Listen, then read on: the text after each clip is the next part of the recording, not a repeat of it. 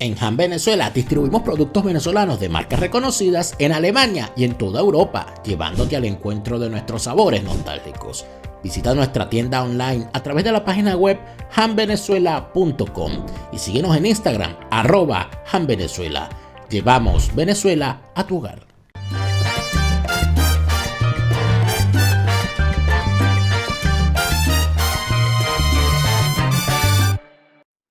Fuera de orden, crónica de la desgracia nacional e internacional, plomería informativa, arqueología, paleontología, zoología, parasitología, infectología y medicina forense política. Bienvenidos, gracias por estar de nuevo aquí. Como todas las noches les saluda Daniel Lara Farías. Gracias por hacerme el honor de sintonizar de nuevo, como todas las noches, a las 8 de la noche, aquí en mi canal, una nueva emisión. Sábados y domingos a las 12 del mediodía, siempre en hora de Venezuela. Gracias especiales a quienes se han convertido en la columna vertebral de la realización de este programa, que son mis suscriptores en Patreon. Con la suscripción mensual que haces a Patreon, con el costo de un café al mes, me ayudas a hacer acopio suficiente para que este programa se siga elaborando y, por supuesto, siga creciendo y ofreciendo más en cada una de sus emisiones. Gracias por estar acá. Patreon.com/delaraf. Gracias por estar allí y seguiremos.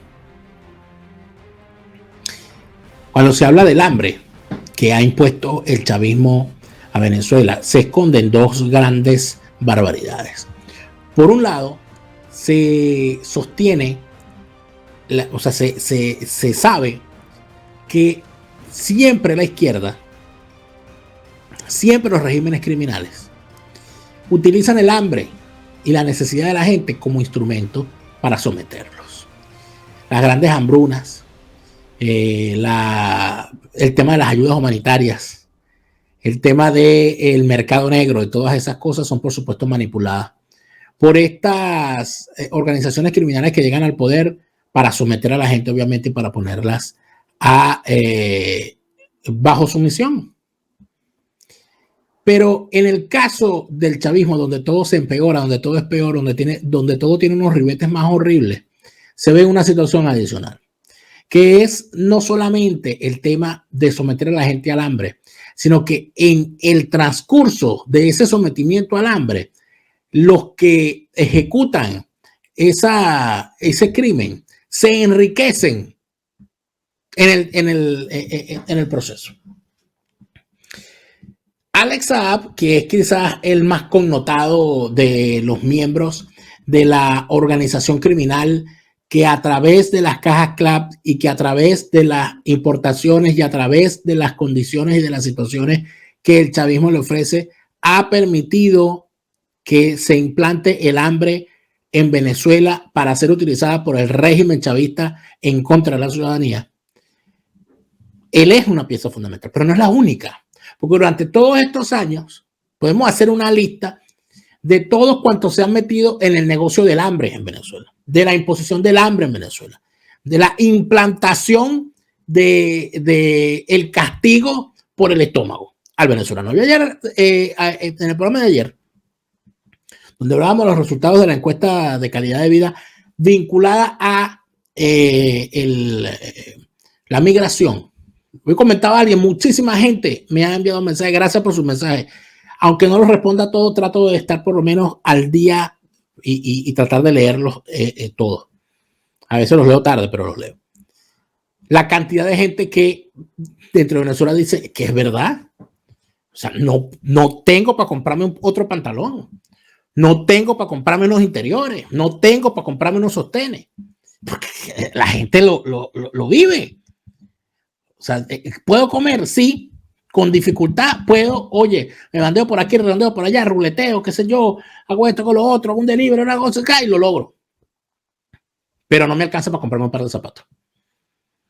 Entonces, cuando vemos eso y cuando revisamos que esto ha sido orquestado para someter a la gente y que quienes orquestaron esta labor de sometimiento de la gente a través del hambre y del padecimiento, en esa labor de sometimiento se enriquecieron y se siguen enriqueciendo gracias a ese padecer, porque son los dueños de las mafias de los bodegones, son los dueños de las mafias de las importaciones subrepticias, son los dueños de las mafias de la venta de gasolina, son los dueños de la mafia de las ventas de comida, son los dueños de las mafias de las alcabalas, son los dueños de las mafias de las aduanas, son los dueños de las mafias de los dólares, son los dueños de las mafias de las bancas que trabajan con dólares, etc. Bueno, la casa pierde y se ríe. Pero todo tiene su final. Todo tiene su final. No es solamente el caso de Saab, que cayó y que tarde o temprano lo vamos a ver en el sitio donde tiene que estar, que es preso en los Estados Unidos.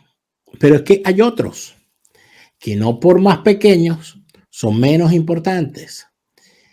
Y es necesario observarlos, porque aunque ustedes no lo crean, hay algunos personajes de importancia. Aquí tenemos a uno de ellos, Naman Wakil. Es un magnate de origen sirio que se radicó en Venezuela y que creía que estaba a salvo de la justicia en los Estados Unidos luego de los inmensos guisos que hizo con el chavismo y terminó en agosto de este año en manos de las autoridades. ¿Qué hay con él? Vamos a ver esto. Vamos a hacer el resumen porque a estas lacras que han impuesto el hambre no podemos dejar de revisarlos. Este señor de origen sirio tiene un pasaporte venezolano, como pueden ver. El señor nació en la ciudad de Alepo, en Siria, pero tiene un pasaporte venezolano. ¿Qué cosa, verdad? Bueno, esas son las cosas. 59 años. Las acusaciones que hay en su contra son por soborno y lavado de dinero. ¿Y de qué es ese dinero? ¿De cuál es el origen de ese dinero? Los contratos de alimentos y petróleo con el régimen chavista venezolano. El 3 de agosto del 2021 lo metieron preso. Y los cargos que enfrenta son de espanto y brinco. Por ejemplo, bueno, aquí lo tienen. Vengan para que lo vean. Conspiración para cometer delitos contra los Estados Unidos.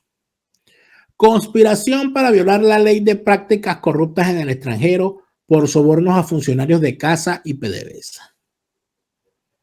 Conspiración para lavar dinero. Lavado internacional de instrumentos monetarios. Participación en transacciones de propiedades derivadas del delito. Es decir, éxito el niño, éxito. Estamos hablando de que este ciudadano, por supuesto, no actuaba solo. La investigación que se ha adelantado señala a otros 10 venezolanos en esta trama, a los cuales se denominan funcionarios y a otros se les denomina co-conspiradores. Naman Wakil es el único proveedor señalado y los co-conspiradores serían operadores y gestores. ¿Qué más se puede decir de este asunto? Bueno, ¿qué hacía el tipo? Esto es importante. ¿Qué hacía el tipo y qué hacían sus cómplices? Los cómplices del tipo serían Sergio Caldera García. Anoten ese nombre. Este es un militar que fue presidente de un organismo llamado Corporación de Abastecimiento y Servicios Agrícolas, CASA. Y Carlos Osorio Zambrano. ¿Se acuerdan de Carlos Osorio Zambrano? Bueno, él fue responsable de CASA entre el 2011 y el 2014, con control de cambio. Eso, con dólares preferenciales. Con Chávez y con Maduro, para los que dicen que todo empezó con Maduro, no, amigos míos, el hambre empezó con Chávez. Fue a través de este Carlos Osorio que Wakil se involucró en la importación de alimentos para organismos públicos. Además de CASA, Ambos fueron cómplices de Pedeval y Baribén, responsable de la trama conocida como Pudreval. Y aquí quería yo llegar. Aquí quería yo llegar. Ustedes se acuerdan del caso Pudreval. El caso Pudreval fue aquel conocido caso, bautizado popularmente como Pudreval, pues en aquellas tiendas estatales llamadas Pedeval empezó de forma masiva a importarse alimentos a Venezuela con dólares preferenciales. Es decir, a estos tipos les daban dólares a 4.30, 4 bolívares con 30 centavos por dólar, cuando el dólar real en el mercado negro estaba por encima de 100. Imagínese usted el diferencial que había allí. A estos tipos le daban dólares a 4.30 para que compraran alimentos. Y los tipos, ¿qué hacían? Decían que iban a comprar 10 millones de dólares en alimentos para Pedeval, pero resulta ser que el número uno estaba sobrefacturado. Eso no valía 10 millones de dólares. Pero número dos, para que fuese lo más barato posible, la comida que compraban estaba en mal estado, estaba podrida. La comida se dañaba cuando estaba en los contenedores. Y en tal sentido, era un negocio redondo, porque en vez de gastar, pedían 10 millones de dólares, gastaban 1 millón porque la comida estaba dañada y obviamente el que tenía la comida barata la quiere comprar todo la vendo. Y los tipos se quedaban con los 9 millones de dólares en dólares y los metían al mercado negro vendiéndolo no a 4.30 como yo lo compré, sino a 100. Y así se alimentaba esa maquinaria que decían ellos que en realidad el tema del dólar era un invento de Dollar Today. ¿Ustedes se acuerdan de eso? Bueno, estos tipos robaban dos veces. Robaban dos veces. Uno, cuando pedían dólares preferenciales para comprar comida. Dos, cuando compraban comida podrida para quedarse con los dólares preferenciales que les dieron.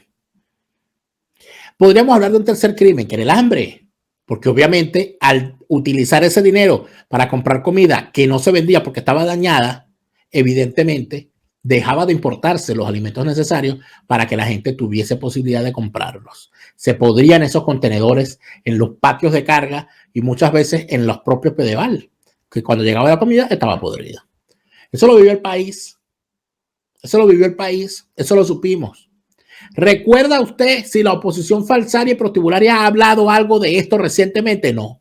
¿Recuerda usted alguna investigación del chavismo con respecto a esta sinvergüenzura? No. ¿Quién era el causante de todo esto? Estos delincuentes, este Guaquil capturado en los Estados Unidos y Carlos Osorio y los secuaces que este señor tenía en Venezuela. Han pasado los años y esto es importante que lo veamos. ¿Han pasado cuántos años? Han pasado como 10 años de esto. Y 10 años después de que arrancó esta trama, a los venezolanos se nos olvidó. En Venezuela no se habla del caso. La oposición falsaria no habla del caso. La Fiscalía de Luis Ortega nunca investigó el caso. La Fiscalía de Tarek Williams nunca investigó el caso. La Defensoría del Pueblo nunca investigó el caso. La Asamblea Nacional Opositora nunca investigó el caso. La Asamblea Nacional Chavista nunca investigó el caso. Pero 10 años después el tipo está preso en los Estados Unidos. Entonces, ¿qué hay que decir con respecto a esto? Que los tipos podrán correr. Los tipos podrán inventar. Los tipos podrán robar y los Estados Unidos los dejan. Déjalo quieto. Y cuando los tipos están comodines, como Don Johnson, ¡pa! Se despiertan con las esposas puestas. Se la vi. Pero vamos a ver un poquito más de esto. Porque le entra a uno un fresquito, ¿verdad? Le entra a uno un fresquito. Algunos guisos. ¿Se acuerdan de esos contenedores llenos de comida podrida? Bueno, el señor compraba carne y ave de corral, pollo fundamentalmente, baratísimo en Brasil. ¿Por qué? Porque estaba podrido, estaba a punto de vencerse. Y no solamente compraba comida podrida, sino que se la vendía con sobreprecio a las empresas del Estado. El delincuente este angelito de Dios se compró un frigorífico en Brasil, donde él reempacaba y reetiquetaba la mercancía como si fuese de primera calidad. Es decir, compraba comida podrida, La llevaba a su propio frigorífico en Brasil, ahí les cambiaba el empaque, le cambiaba la etiqueta y las mandaba como si fuese carne de primera calidad a Venezuela y por supuesto la carne llegaba podrida. Eso era lo que decía este angelito, este desgraciado, esta rata, porque esta es una rata jugando con el hambre de la gente. Y uno ve los casos de gente muriendo por inanición en Venezuela. Y aquí tenemos al tipo, a uno de los causantes de esa desgracia, que se pudra en la cárcel. Por supuesto, a partir de 2014, los intereses en Amaguaquil, según distintos medios de comunicación, se diversificaron hacia el sector petrolero, repitiendo el modus operandi. Registró varias compañías de maletín, claro, porque ya el pollo era poco para él, el pollo y la carne. El tipo decidió hacer lo mismo, pero con el petróleo. Registró varias compañías de maletín en los Estados Unidos con sus correspondientes cuentas bancarias para realizar negocios irregulares con Petropiar y Petromiranda. Así la vida es un mamey. Así la vida es un mamey. Este bastardo tiene una fortuna valorada en 400 millones de dólares. Que se sepa. Sin contar otras cuentas en Estados Unidos y en otras jurisdicciones. Entre sus residencias se encuentra una de lujo que posee en Coconut Grove, en Miami, valorada en 4 millones de dólares. Además, presumía parte de su colección de autos Ferrari, Lamborghini, Porsche, Range Rover y Aston Martin. Éxito, vale. Me da una cosa con él. Esto sin contar su avión privado y su yate de 75 pies. No, si quieres montas un 100 pies, es lo que va a montar ahora, ¿viste? Un 100 pies es lo que va a montar ahora. Desgraciado, rata, pobre diablo que jugaste con el hambre de la gente. En la cárcel te vas a podrir. Y entonces es aquí donde uno llega a las definiciones y a las cosas y empieza a pensar.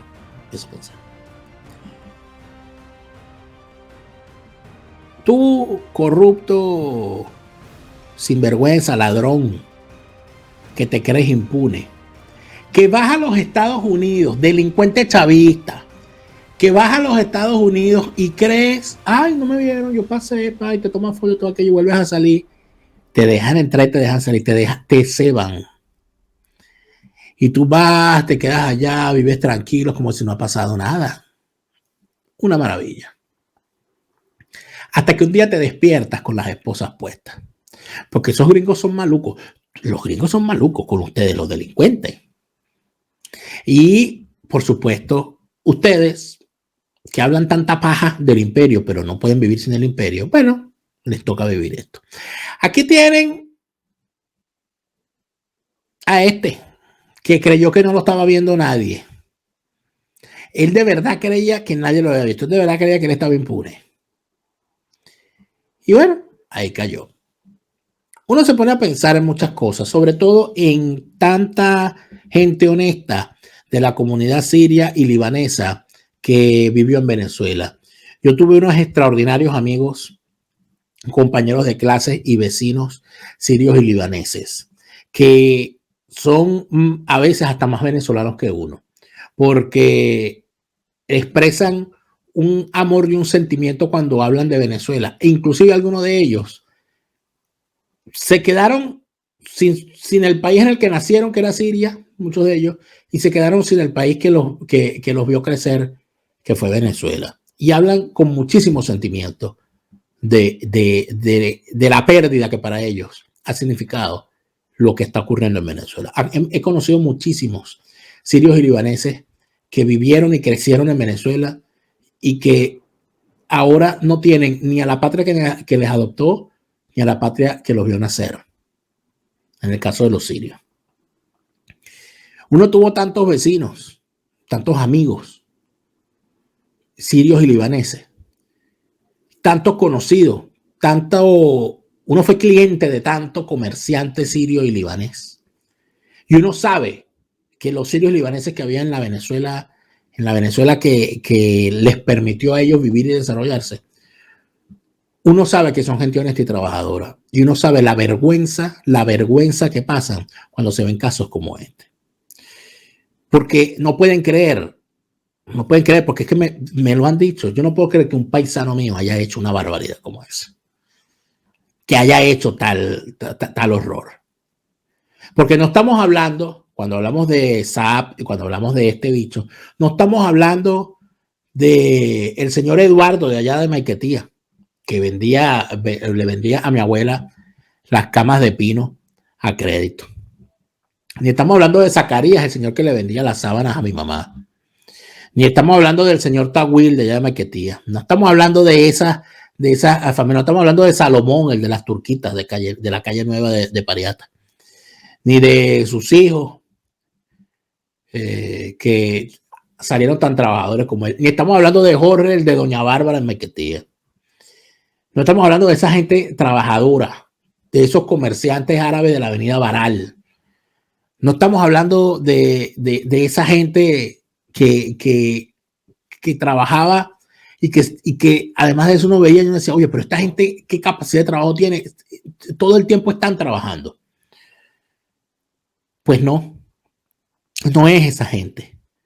No son esos los que se aprovecharon de la desgracia del venezolano como chacales, como Saab y como esta rata para hacer negocios sucios. Aquellos sirios y aquellos libaneses que tanto aportaron a Venezuela y que tuvieron y se sembraron en Venezuela, sienten hoy tanta vergüenza y tanta rabia de estos delincuentes como la sentimos nosotros. Y si algo debemos nosotros hacer en la nueva Venezuela es permitir que esos sirios y libaneses honestos que trabajaron tantos años en Venezuela y que se sembraron en Venezuela, vean tras las rejas también a los que disfrazados de sirios y libaneses honestos se prestaron para saquear a Venezuela. Ellos también necesitan reivindicarse. Ojalá podamos verlo. Más pronto que tarde. Ya estamos viendo a dos tras las rejas. Todavía faltan. Y yo estoy seguro que los veremos caer también. Tarde o temprano los veremos caer. Hoy no está con nosotros Nito Pérez Osuna por unos compromisos personales, pero está el gocho del WhatsApp. Y vamos a hablar con él sobre el 12 de octubre en el siguiente segmento. Vámonos para allá. Pasando hambre, es insoportable la vida en Venezuela. Pues si compras una caraota, ¿con qué la voy a alinear? ¿Con qué la voy a completar? O sea que ahorita tenemos una nutrición demasiadamente baja al ser humano.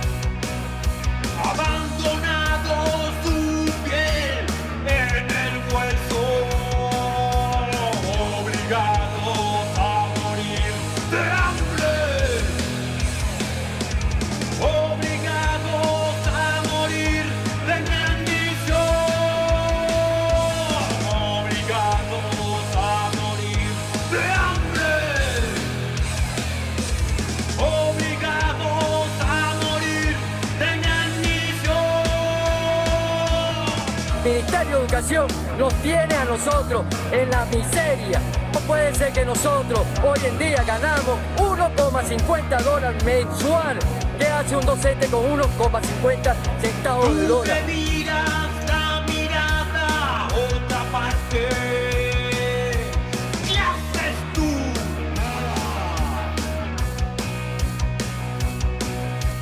Vas viajando de tienda en tienda, sumergido en tu aparato copago, esclavo, obligados a morir de hambre, obligados a morir de inanición, obligados a morir de hambre, obligados a morir de inanición.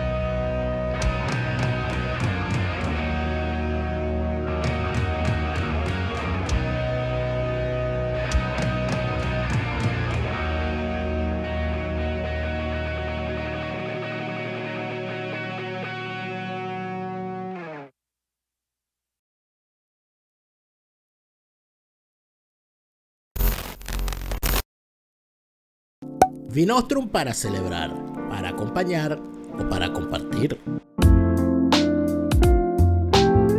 Si Vinostrum no existiera, habría que inventarlo.